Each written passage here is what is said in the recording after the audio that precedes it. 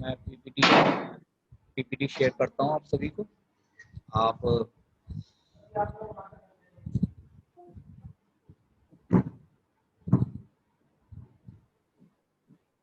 That's my new PPT.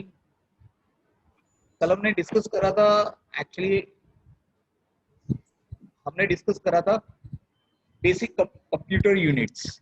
तो basic computer units हम computer architecture में फर्स्ट ऑफ ऑल क्यों पढ़ रहे थे? एक्चुअली हमारा जो आजकल के जो सिस्टम्स है कंप्यूटर सिस्टम्स, उनमें कौन सा आर्किटेक्चर यूज हो रहा है एक्चुअली वो बताना था। तो बेसिक कंप्यूटर यूनिट्स कौन कौन सी होती हैं आप सभी को पता है कि आपने सीपीयू देखा, मेमोरी देखा, आपको एएलयू बताया मैंने, आ, उसके फंक्शनैलिटी बताई, कंट्रोल यूनिट्स बताई। तो इसलिए बताई गई कि अगर हम कोई कंप्यूटर परचेज करते हैं तो हमारा जो कैसा हमारा कंप्यूटर डेवलप्ड होना चाहिए जिससे हमारी प्रोसेसिंग फास्ट रहे। अगर हमारे कंप्यूटर में मेमोरी कम है तो हम कैसे काम करेंगे, या मेमोरी नहीं है तो मेमोरी के रिगार्डिंग हमारा बहुत ही इंपॉर्टेंट फैक्टर है। मेमोरी हमारा इंपॉर्टेंट फैक्टर होती है आर्किटेक्चर में। तो दो टाइप की हम मेमोरी यूज करते थे, RAM and Rome.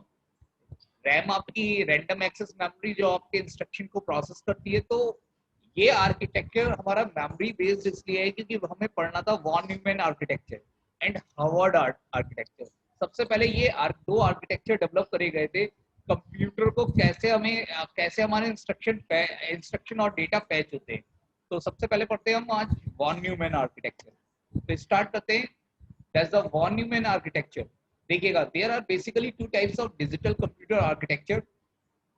These two processor architecture can be classified how they use memory, कि कैसे ये मेमोरी का यूज करते हैं। The first one is the von Neumann architecture and later हमारा जो डेवलप करा गया वो हार्वर्ड आर्किटेक्चर डेवलप करा गया था। तो सबसे पहले हम पढ़ेंगे वॉन न्यूमैन आर्किटेक्चर। तो देखिएगा, एक मेरी वॉन न्यूमैन आर्किटेक्चर मैंने डिजाइन भी कर रखा है। Memory, control unit, arithmetical logical unit, CPU, input and output. तो वॉन न्यूमैन आर्किटेक्चर जो हमारा डेवलप करा था सिंस 1940s में, बहुत ही स्टार्टिंग में जो हमारे कंप्यूटर डेवलप करे 19, आपने देखा भी होगा जनरेशंस ऑफ कंप्यूटर्स, इसके बारे में भी हमने थोड़ा बहुत डिस्कस करा था। In von Neumann architecture the same memory and buses are used to store both data and instructions that run the program. क्या मतलब है इसका कि वॉन न्यूमैन आर्किटेक्चर ने क्या करा, जो मेमोरी होती थी उसी में हमारा मान लीजिए कोई प्रोग्राम एग्जीक्यूट करना है तो उसी उसी मेमोरी के अंदर प्रोग्राम भी रहता था और उसका डेटा भी रहता था, यानी डेटा और इंस्ट्रक्शन दोनों ही उस मेमोरी में रहता था। तो इससे प्रॉब्लम क्या आएगी अगर एक मेमोरी में आपका प्रोग्राम मेमोरी भी है और डेटा मेमोरी दोनों एक साथ अगर होती हैं तो मेमोरी के अंदर क्या दिक्कत आती है? Since we can not access program memory and data memory simultaneously, हम प्रोग्राम मेमोरी और डेटा मेमोरी को साइमल्टेनियसली यूज नहीं कर पाते थे। देखिएगा, ये जो मेमोरी का पार्ट बताया था, ये वॉन न्यूमैन ने क्या करा, मेमोरी के दो पार्टीशन, एक ही मेमोरी में प्रोग्राम मेमोरी भी रखी और एक डेटा मेमोरी भी रखी। तो एक साथ मेमोरी रखने का क्या दिक्कत आती थी कि जो प्रोसेसर को प्रोग्राम चाहिए होता था तो उस समय उसे प्रोग्राम जा रहा होता था, लेकिन डेटा अगर चाहिए होता था तो तब तक जब तक वो प्रोग्राम मेमोरी को पैच नहीं कर पाता था, प्रोग्राम को पैच नहीं कर पाता था, फिर डेटा लेता था। यानी कि डेटा और प्रोग्राम मेमोरी एक साथ प्रोसेसर के पास नहीं पहुंच पाते थे। That's the problem in von Neumann architecture. इसे हमने कहा बॉटलनेक्स, एंड इस प्रॉब्लम को हम बॉटलनेक्स कहते हैं। ये प्रॉब्लम बहुत ही वॉन न्यूमैन आर्किटेक्चर में फाइंड आउट हुई और इससे हमारी क्या हुई, system performance affected. System performance affected कैसे होती है? एक्चुअली हमें प्रोग्राम चाहिए था तो प्रोसेसर प्रोग्राम पे लग गया, प्रोग्राम में कुछ डेटा चाहिए, जब तक वो प्रोग्राम कॉपी नहीं कर लेता था तब देन डेटा आपका कब जाएगा, जब पूरा प्रोग्राम आ जाता था प्रोसेसर के पास। जैसे ही पूरा प्रोग्राम प्रोसेसर के पास आया तब तक उसने वेट करा डेटा के लिए, क्योंकि डेटा तो प्रोग्राम के साथ, मान लीजिए इनपुट आप दे रहे हैं a=10 दे रहे हैं, b=20 दे रहे हैं, तो आपका प्रोग्राम तो जा रहा है लेकिन जो डेटा उसका था वैल्यूज वो बाद में जाती थी। तो दैट्स द प्रॉब्लम, और जिस प्रॉब्लम को कहा गया बॉटलनेक्स प्रॉब्लम। तो ये हमारी वॉन न्यूमैन आर्किटेक्चर की प्रॉब्लम थी जो हमें पढ़ना था। तो वॉन न्यूमैन आर्किटेक्चर में सेम सारी हमारी बेसिक कॉमन जो चीजें होती थी जैसे सीपीयू, एएलयू, फंक्शनल यूनिट, आपने देखा होगा सारी चीजें वही हैं।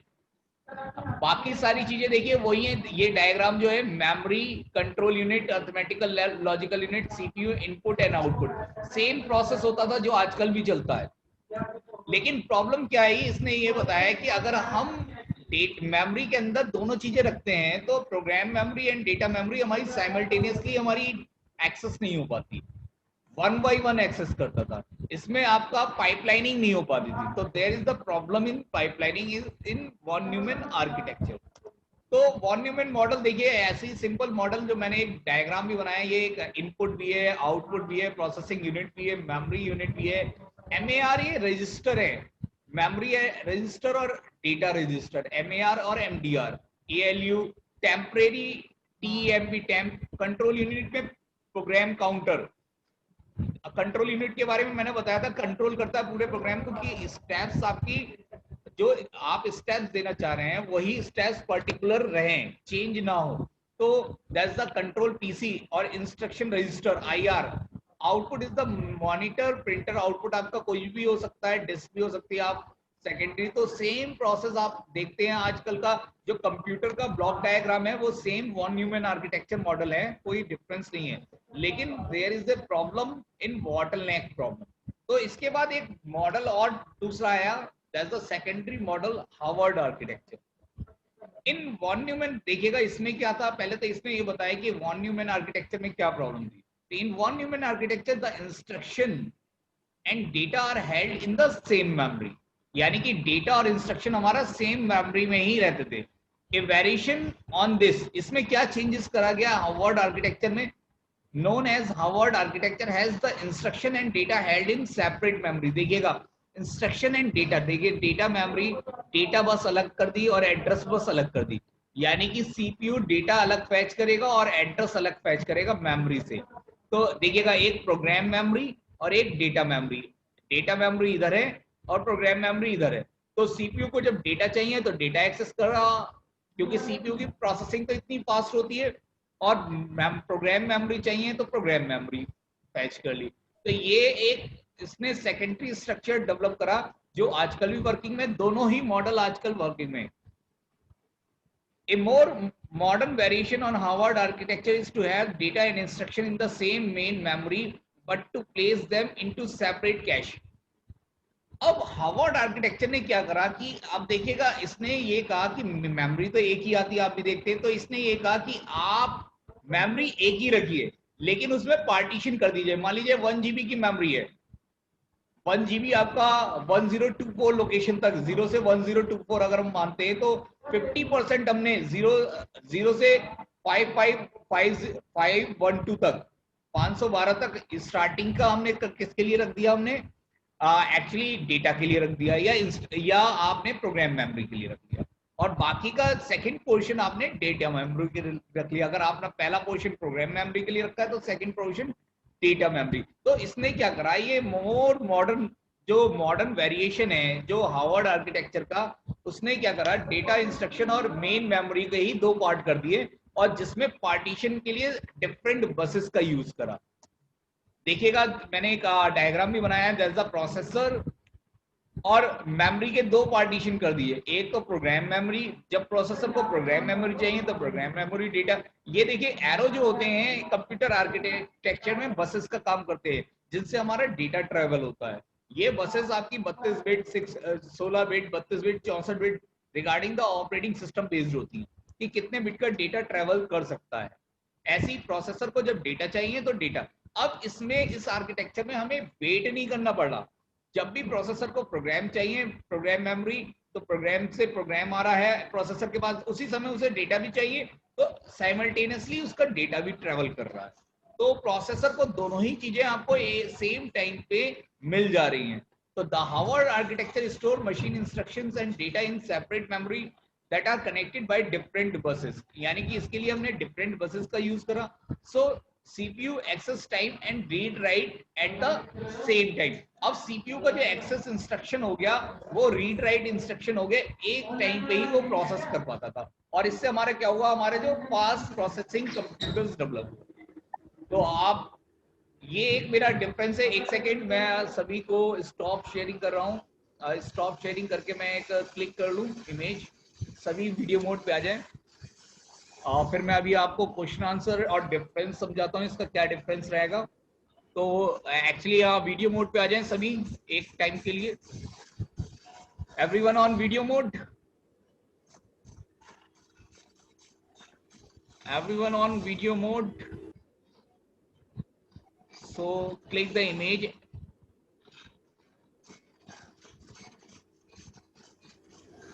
शादाब तुम तो आ जाओ, तुमसे भी कहना पड़ेगा। Manoj,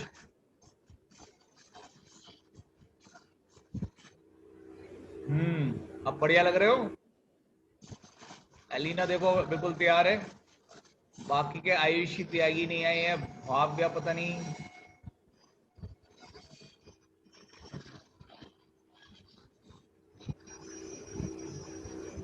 thank you. नहीं नहीं नहीं,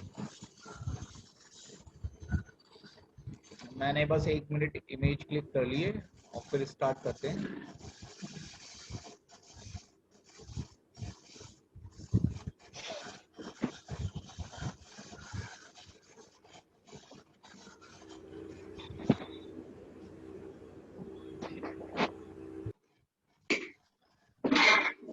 आज कोई प्रॉब्लम तो नहीं हो रही किसी को कनेक्टिविटी में? Any problem regarding connectivity? जब आप कनेक्ट कर रहे थे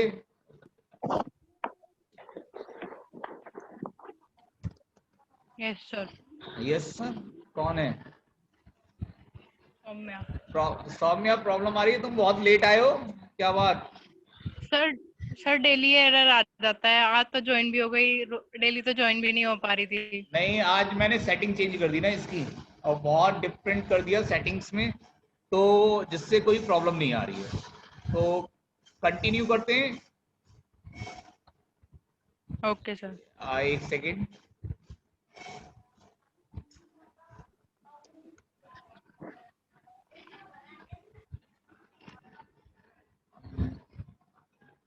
लेक्चर समझ में आ रहा है सभी को?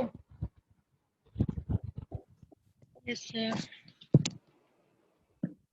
अगेन मैं शेयर स्क्रीन कर रहा हूं, सभी चेक करें स्क्रीन को।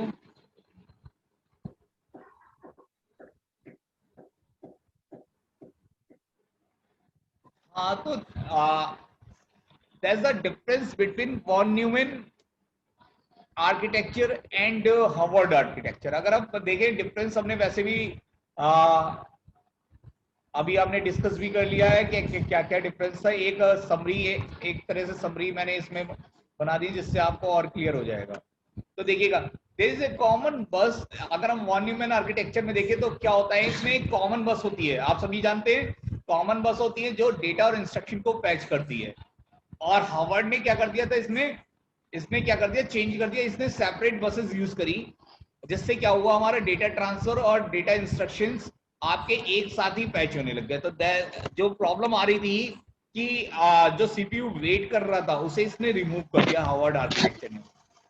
अब वॉन न्यूमैन आर्किटेक्चर में एक वर्क को करने के लिए 2 क्लॉक साइकिल यूज हो रही थी। देखिएगा, 2 clock cycles are required to execute single instruction. एक इंस्ट्रक्शन को एग्जीक्यूट करने के लिए उस इंस्ट्रक्शन का डेटा भी चाहिए और इंस्ट्रक्शन भी चाहिए। इसने क्या करा है, an instruction is execute in a single cycle. इसी एक ही साइकिल में इंस्ट्रक्शन भी आ रहा था और दूसरी साइड से उसको डेटा भी मिल रहा था। It is cheaper in cost. ये क्या होता है, वॉन न्यूमैन आर्किटेक्चर बहुत ही चीपर होता है, यानी कि कम कॉस्ट आती है। लेकिन अगर हम देखें हार्वर्ड आर्किटेक्चर की कॉस्ट इससे ज्यादा आती है, क्योंकि हमारी दो डिफरेंट वेराइटीज ऑफ मेमोरी को हमने सेपरेट अलग अलग कर दिया था। CPU cannot access instruction read write at the same time। वही वॉन न्यूमैन आर्किटेक्चर में क्या होता था कि आपका CPU एक टाइम पे रीड राइट इंस्ट्रक्शंस को नहीं कर पाता था ना। डेटा नहीं, अगर डेटा रीड कर रहा है तो उस समय आपको इंस्ट्रक्शन नहीं मिलते थे, इंस्ट्रक्शन रीड कर रहा है तो डेटा नहीं मिलता था। लेकिन इसमें क्या है, CPU access instruction read write at the same time. अब आप देखिएगा, last option is very useful. It is use in personal computer and small computer. Von Neumann architecture भी आजकल यूज होता है। आप देखते हैं आपका जो सिस्टम्स है वॉन न्यूमैन आर्किटेक्चर बेस्ड भी है और हार्वर्ड आर्किटेक्चर बेस्ड भी है। लेकिन आजकल जो सिंपल जो पर्सनल कंप्यूटर बनाए जा रहे हैं, जो स्मॉल कंप्यूटर्स हैं, वो वॉन न्यूमैन आर्किटेक्चर पे ही बेस्ड है। तो इसमें थोड़ा सा प्रॉब्लम आती है 2 क्लॉक साइकिल्स। और ये जो हार्वर्ड आर्किटेक्चर के जो सिस्टम्स बनते हैं, ये यूज होते हैं माइक्रो कंट्रोलर्स या रियल टाइम सिस्टम्स के लिए या सिग्नल प्रोसेसिंग के लिए। यानी जहां हार्ड टास्क होती है वहां पे हम हार्वर्ड आर्किटेक्चर के सिस्टम्स का यूज करते हैं। तो जो आपके लैपटॉप पीसी हैं वो बोथ भी हो सकते हैं, हार्वर्ड आर्किटेक्चर पे भी बेस्ड हो सकते हैं, वॉन न्यूमैन आर्किटेक्चर, दोनों ही आर्किटेक्चर आजकल चल रहे हैं। हार्वर्ड ने भी लास्ट टाइम उसका अपडेट जो वर्जन आया था उसने एक ही मेमोरी को पार्टीशंस कर दिया था। आजकल क्या हो रही है, आपकी जो मेन मेमोरी हो रही है वो पार्टीशंस में आती है, जिसमें डेटा और इंस्ट्रक्शन के लिए अलग अलग सेपरेट हमने पार्टीशंस कर रखा है। तो आज के लेक्चर के बारे में अब हम डिस्कस करते हैं कि स्टॉप शेयरिंग। तो एवरीवन, कोई भी क्वेरी हो, पहले फर्स्ट ऑफ ऑल हम क्वेरी से स्टार्ट करेंगे। तो एनीवन, शादाब, सबसे पहले शादाब स्टार्ट करते हैं। सर वो न्यूमैन मैम उसके बारे में बता दीजिए। किसका? हाँ शादाब, फिर से sir von Neumann. Von Newman.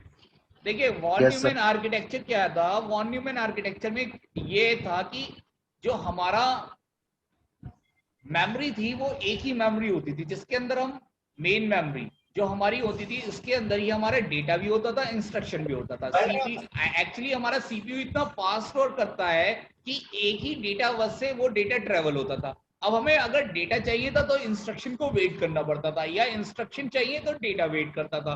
ये जो मैंने आपको स्क्रीन शेयर करके मैंने एक पीपीटी दिखाई थी, इसमें आर्किटेक्चर में आप ये देखिए, जो देखिएगा that's the same memory, programme memory and data memory same he memory में होती थी। तो प्रॉब्लम ये आती थी प्रोसेसर को, अगर प्रोग्राम मेमोरी ट्रेवल कर रही है बस के थ्रू, तो डेटा मेमोरी तब तक वेट करती थी जब तक प्रोसेसर प्रोग्राम मेमोरी को रीड नहीं कर लेता था, यानी यहाँ पे वेटिंग का टाइम रहता था। दैट्स द बोटलनेक प्रॉब्लम्स कहलाती थी। ये बोटलनेक प्रॉब्लम है, आपको विकिपीडिया वगैरह सभी पे आपको मिलेगी और आपको पता भी चल जाएगा। एक बार आप मेरा नेक्स्ट वीडियो भी देखना, इसका मैं वीडियो सेंड कर दूंगा आज शाम तक। एंड सेकंड Okay, थिंग, और वॉन न्यूमैन आर्किटेक्चर मॉडल था बिल्कुल सेम। प्रोसेसर आजकल जो सिस्टम्स आ रहे हैं वो वॉन न्यूमैन बेस्ड ही हैं। देख लो, मेमोरी भी है, इनपुट भी है, आउटपुट भी है, प्रोसेस भी है, कंट्रोल यूनिट भी है। बट द डिफरेंस हार्वर्ड ने क्या करा, हार्वर्ड ने ये करा, देखिएगा सीपीयू को देखिए, ये एक जो डायग्राम है, सीपीयू को डेटा मेमोरी और प्रोग्राम मेमोरी। अब सीपीयू को डेटा चाहिए तो इधर ट्रैवल कर रहा है, और प्रोग्राम चाहिए तो इधर ट्रैवल कर रहा है। दिख रहा होगा आपको ये डायग्राम जो सबसे ऊपर है। और